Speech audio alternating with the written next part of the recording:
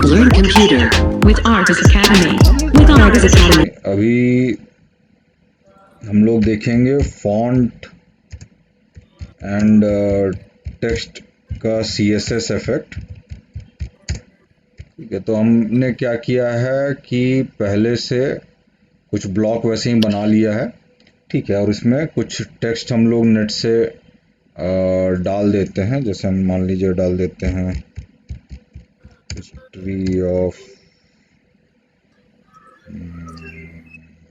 Education. तो net से कुछ हम टेक्स्ट कॉपी कर लेते हैं, ज़्यादा नहीं, 2-4 लाइन हम डाल देते हैं।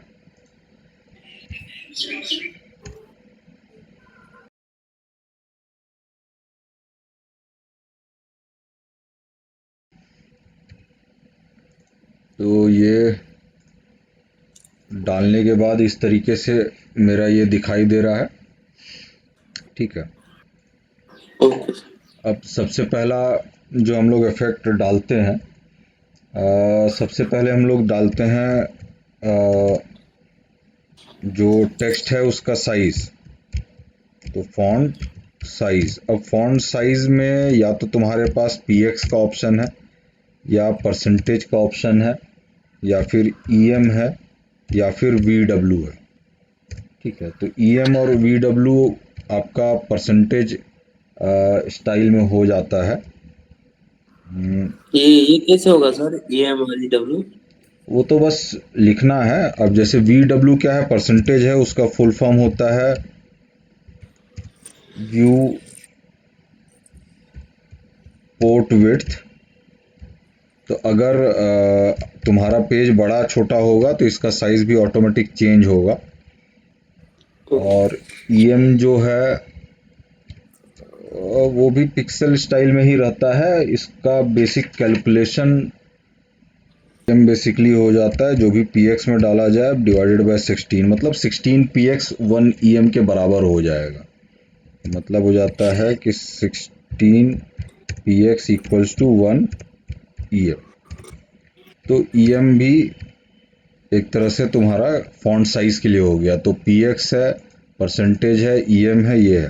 तो हम लोग सब में अलग अलग डाल के देखते हैं। A1 में हम लोग डालते हैं फॉन्ट डैश साइज, एंड इस पे मान लीजिए हम लोग डाल देते हैं 20 px।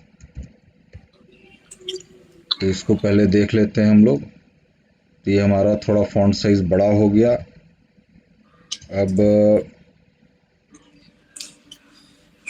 A2 में हम लोग डाल देते हैं फॉन्ट साइज में हम लोग डालते हैं मान लीजिए 200%।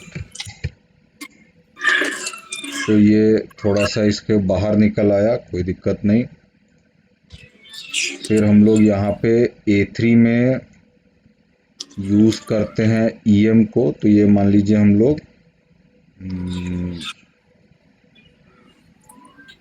1 EM डालते हैं।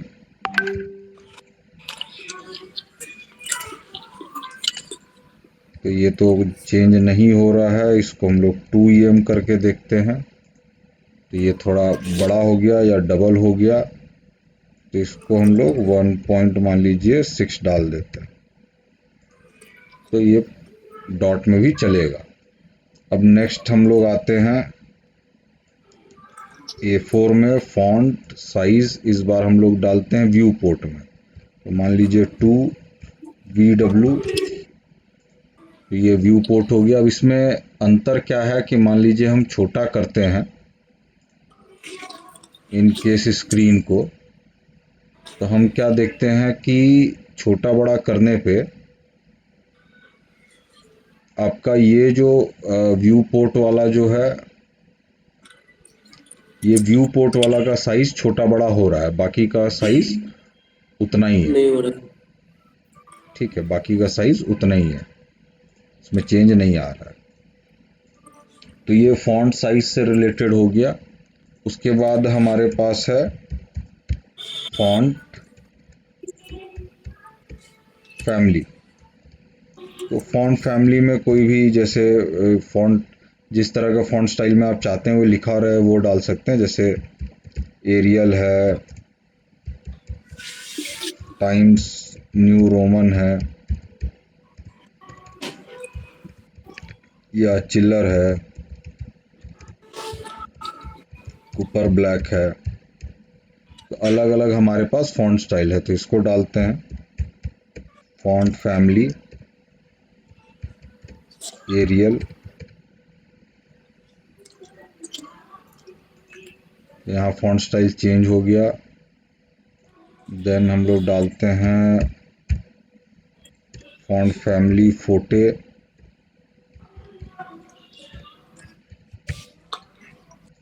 तो ये फॉन्ट स्टाइल यहाँ चेंज हो गया। देन डालते हैं font family chiller.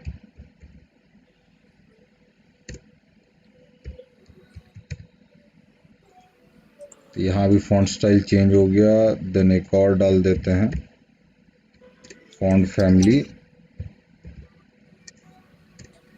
Cooper black. तो ये भी हमारा फॉन्ट स्टाइल अलग अलग आ गया। तो इस तरीके से हम लोग फॉन्ट फैमिली यूज़ कर सकते हैं। फिर हमारा अगर कलर देना होगा तो उसके लिए डायरेक्ट प्रॉपर्टी है कलर का। अब कलर के केस में आप या तो हेक्साडेसिमल यूज़ कर सकते हैं,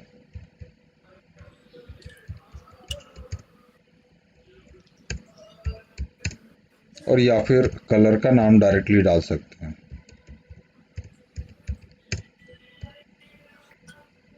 तो कलर प्रॉपर्टी हम लोग लगाते हैं, इसमें कलर लिखते हैं, मान लीजिए इसको रेड दे दिया,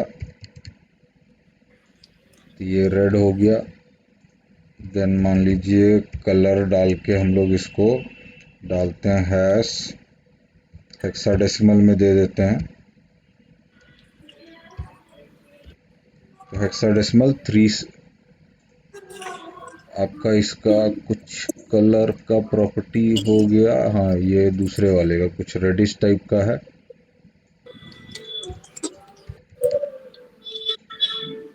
थोड़ा पर्पल जैसा हो गया। तो इस तरीके से हम लोग कलर का प्रॉपर्टी दे सकते हैं। इसको लाइन दे देते हैं कलर,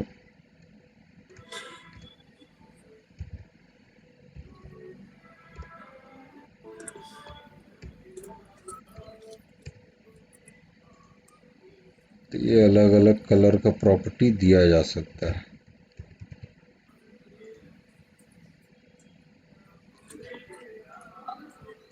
अब उसके बाद फिर हम लोग इसमें देखते हैं, तो हमने साइज देख लिया, फैमिली देख लिया, कलर देख लिया। अब हम लोग इसका अलाइनमेंट, पहले टेक्स्ट, ये फॉन्ट टेक्स्ट शैडो देख लेते हैं। टेक्स्ट शैडो, तो टेक्स्ट शैडो में क्या था कि तुम्हारा 4 पैरामीटर हम लोग डाल सकते थे। एक हमारा एक्स एक्सेस है, एक वाई एक्सेस है, एक कितना शार्प या ब्लर है,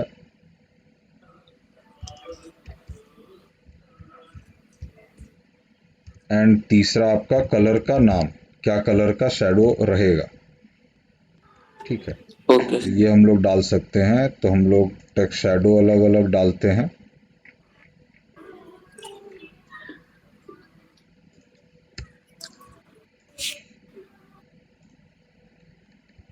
तो पहले में 1px 1px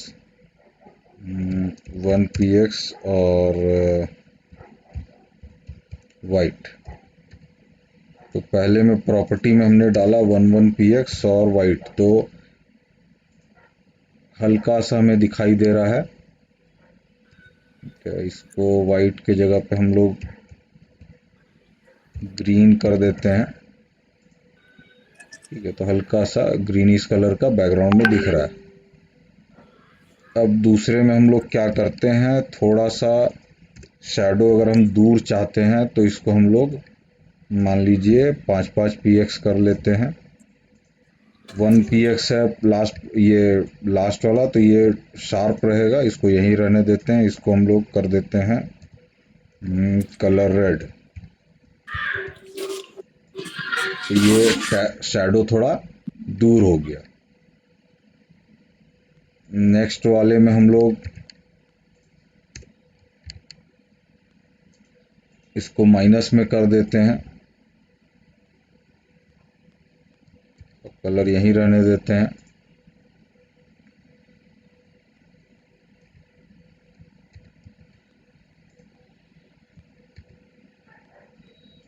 इसको कलर हम लोग दे देते हैं वाइट।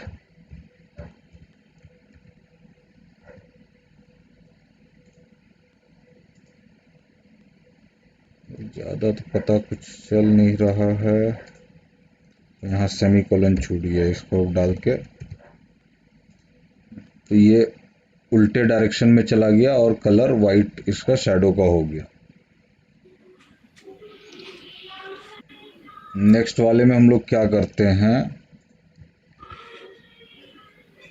लास्ट प्रॉपर्टी पे काम करते हैं और इसको हम लोग 20 दे देते हैं px।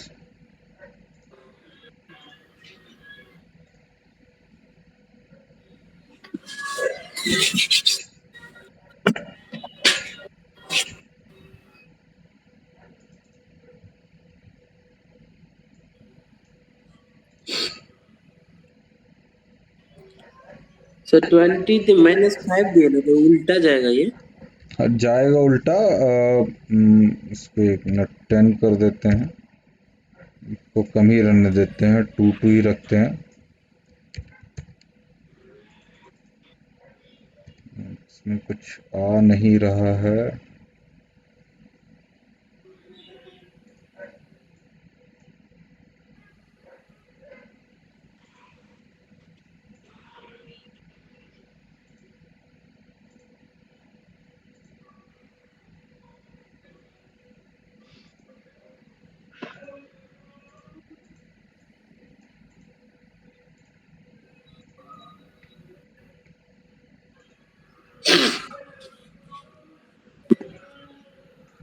अच्छा, यहीं टेक्स्ट शैडो जो है अगला ब्लॉक में हम लोग डालते हैं A5 में,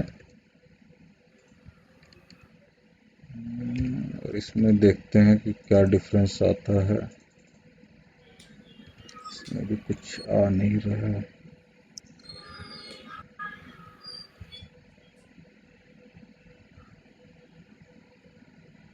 कलर चेंज करके देखते हैं।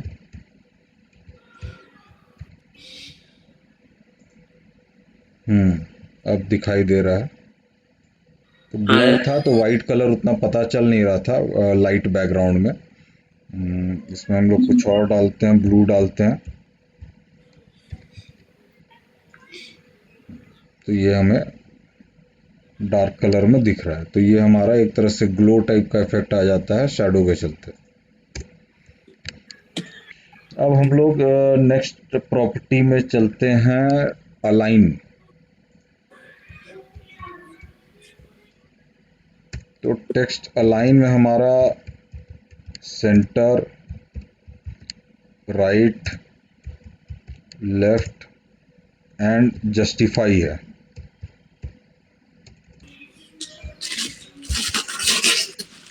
जस्टिफाई से क्या होता है, दोनों साइड में बराबर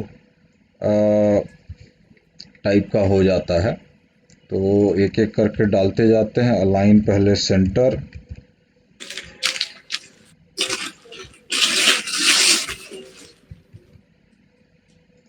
तो ये हमारा सेंटर ही अलाइन हो गया। फिर इसमें हम लोग डालते हैं राइट,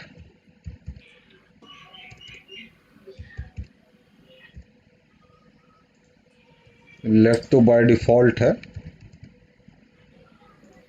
तो ये हमारा राइट साइड से हो गया। देन इसमें हम लोग डालते हैं जस्टिफाई,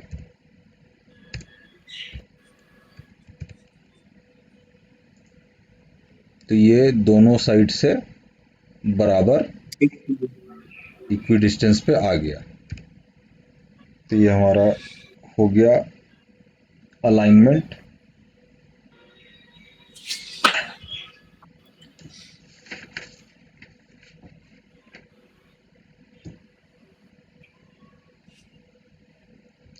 अब कुछ और छोटा छोटा प्रॉपर्टीज इसका देखते हैं। मान लीजिए हम लोग को अगर टेक्स्ट में अंडरलाइन करना है तो उसके लिए हम लोग के पास प्रॉपर्टी है टेक्स्ट डेकोरेशन। अब टेक्स्ट डेकोरेशन में क्या है, एक तो नन है, तो मान लीजिए कुछ भी अंडरलाइन या कुछ नहीं आएगा। उसके अलावा ओवर, फिर हमारे पास ओवरलाइन है, देन लाइन थ्रू है, एंड हमारा अंडरलाइन। तो सबसे पहले हम लोग ये ओवरलाइन और ये देखते हैं, तो हम लोग डालते हैं टेक्स्ट डेकोरेशन एक एक करके। तो सबसे पहले हम लोग डालते हैं ओवरलाइन,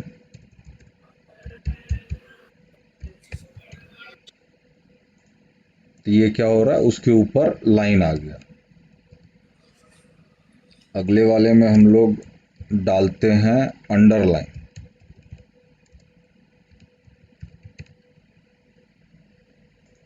तो ये क्या कर रहा है, उसके नीचे में लाइन ले आ रहा है।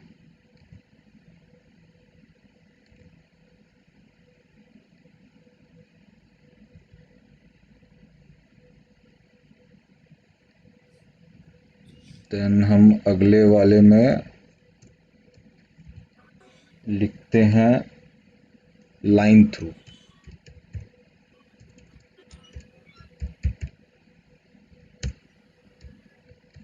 तो बीच में कट जैसा साइन बनाएगा ये, तो ये कट जैसा साइन बना रहा है।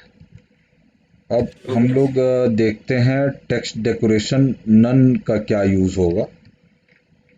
तो टेक्स्ट डेकोरेशन नन में क्या है कि ये जब इस तरीके का कुछ लाइन में अगर रहेगा तो वो नहीं चाहते हैं तो हम लोग इसको डाल सकते हैं। तो ये अब हम लोग यूज करते हैं। अभी क्या करते हैं हम लोग, ये लास्ट वाले ब्लॉक में हम लोग क्या करते हैं, इसके आगे पीछे टैग लगा दे AHREF,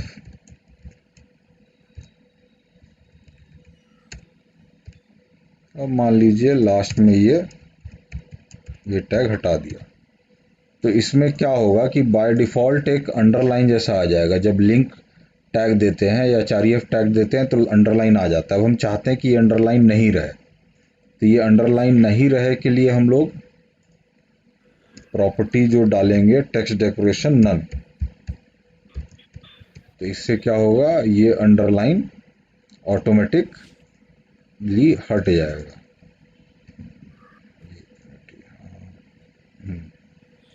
ये आपका 6 नंबर में था, A6 नन करके हमने डाल दिया।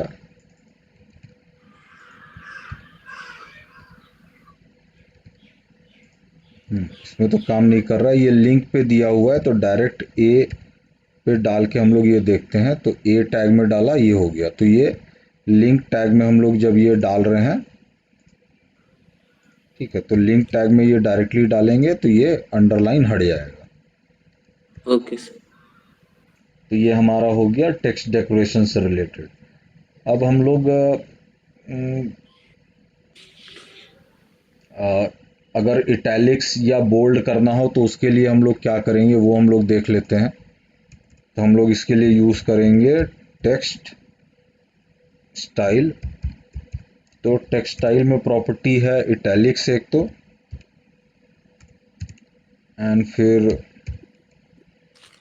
ऑब्लिक क्यू करके एक प्रॉपर्टी है। तो इसको देखते हैं इससे क्या फर्क पड़ता है।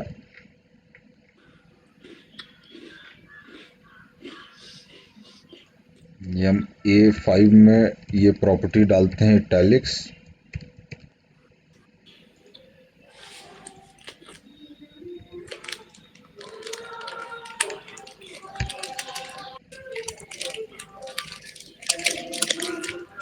तो टेक्स्ट नहीं, इसका नाम होगा फॉन्ट, फॉन्ट स्टाइल नाम रहेगा।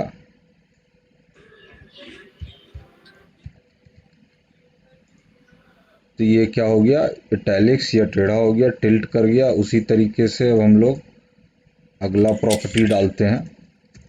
ये मान लीजिए A6 में हम लोग डालते हैं।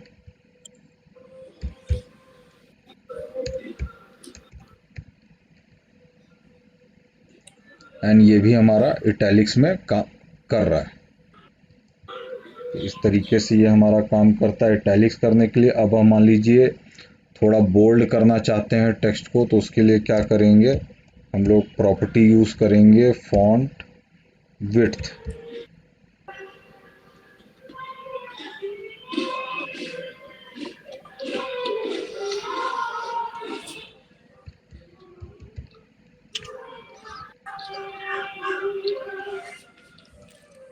और इसमें हम लोग डाल सकते हैं बोल्ड। तो ये हम लोग अगेन यूज़ करते हैं लास्ट वाले में।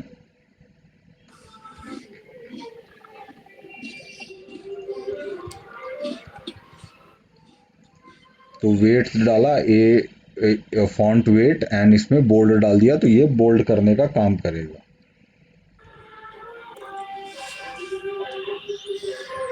और फिर अब हम लोग कुछ और प्रॉपर्टी देखते हैं, हम टेक्स्ट ट्रांसफॉर्म प्रॉपर्टी देखते हैं अब। और इसमें क्या क्या रहता है वो देखते हैं। तो कैपिटल स्मॉल को चेंज करने के काम में आता है। तो टेक्स्ट ट्रांसफॉर्म है, तो इसमें हमारा क्या है, अपर केस है, लोअर केस है, कैपिटलाइज है। कैपिटलाइज का मतलब क्या होता है, हर लेटर जो है कैपिटल से स्टार्ट होगा। ठीक है, तो इसको एक एक करके हम लोग डालते हैं टेक्स्ट ट्रांसफॉर्म। तो सबसे पहले वाले में हम लोग डालते हैं अपर केस। ये क्या हो गया, सारा का सारा कैपिटल हो गया। दूसरे वाले में कम से कम पहला लेटर है तो इसमें लोअर केस डाल देते हैं। तो टी कैपिटल है कम से कम, तो लोअर केस कर देते हैं, तो सारा चीज़ ही स्मॉल हो गया। एंड लास्ट वाला में हम लोग डालते हैं कैपिटलाइज। तो कैपिटलाइज से क्या होगा कि हर जो लेटर है या टेक्स्ट है वो कैपिटल लेटर से स्टार्ट होगा। ये हो गया कैपिटलाइज का।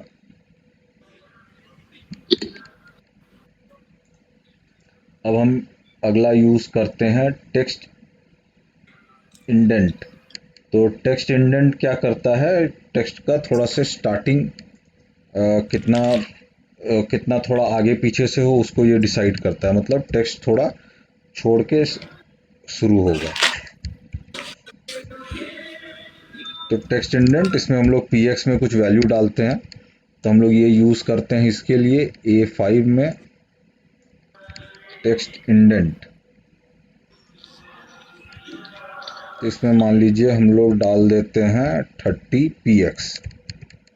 तो इस वाले में है, रीलोड करके देखते हैं। अच्छा, ये इसमें डाला है 5th वाले में। तो यहाँ पे क्या है, ये थोड़ा सा आगे स्पेस के बाद स्टार्ट हो रहा है। यहीं ये 4th वाले में भी डाल के देखते हैं। इसमें मान लीजिए हम लोग 20 px ही डालते हैं। ये क्या है, थोड़ा सा स्पेस छोड़ के कर रहा है। थोड़ा सा इसको बढ़ा के देखते हैं, मान लीजिए 60 px। तो ये थोड़ा जगह स्पेसिंग आगे में छोड़ के कर रहा है।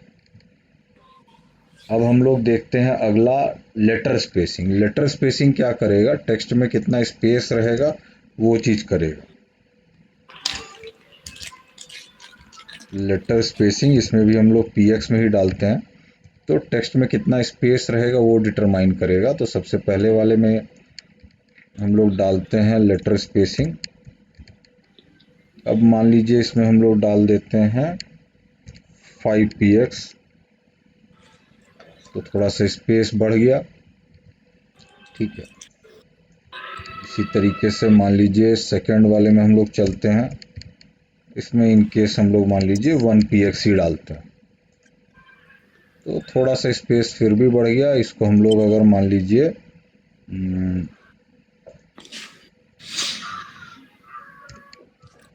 नेक्स्ट वाले में चलते हैं, इसमें माइनस में दे देते हैं। माइनस में क्या होगा, एक के ऊपर ओवरलैप कर जाएगा, यहाँ दिख रहा है ओवरलैप कर गया, तो ये कुछ ज़्यादा ही माइनस में है। 1 करके देखते हैं,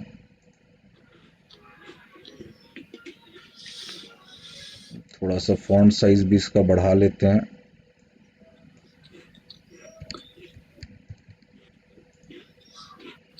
तो काफ़ी चिपका चिपका सा हो गया है, -2 देते हैं, ये और ज़्यादा चिपक गया है। इसी तरीके से हम लोग लाइन स्पेसिंग नेक्स्ट वाले में डालते हैं, माइनस में इसमें तो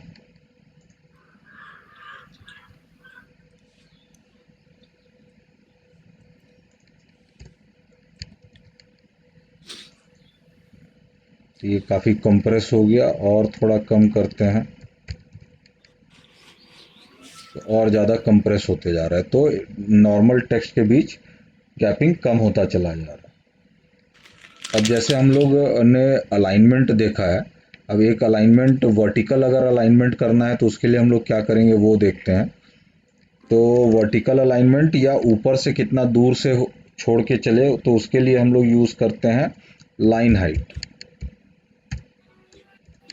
अगेन ये भी px में देते हैं, तो ये क्या है, ये डिटरमाइन करता है कि आपका वर्टिकली मतलब ऊपर से कितना छोड़ के आपका टेक्स्ट चालू होगा। तो ये हम लोग सबसे पहले वाले में ही डाल के देखते हैं। अब मान लीजिए ये हम लोग डालते हैं 30px, तो थोड़ा सा ऊपर से कम हुआ, ज़्यादा नहीं है। 50px डाल के देखते हैं, तो ये हमको दिख रहा है ऊपर से थोड़ा सा जगह छोड़ रहा है, और फिर हर एक कैरेक्टर एक के बाद एक कितना जगह या लाइन छोड़ते जा रहा है, तो हर एक लाइन कितनी डिस्टेंस के बाद होगा ये चीज़ डिटरमाइन करता है। यही लाइन हाइट हम लोग थर्ड वाले में डालते हैं,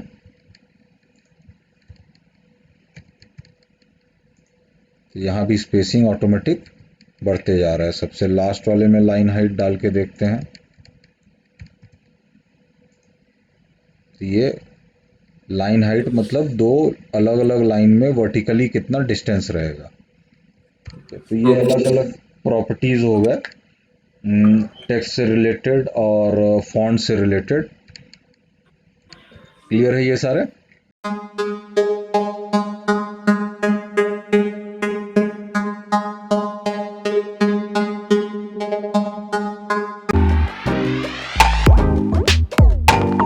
Learn computer with Artis Academy. With Artis Academy.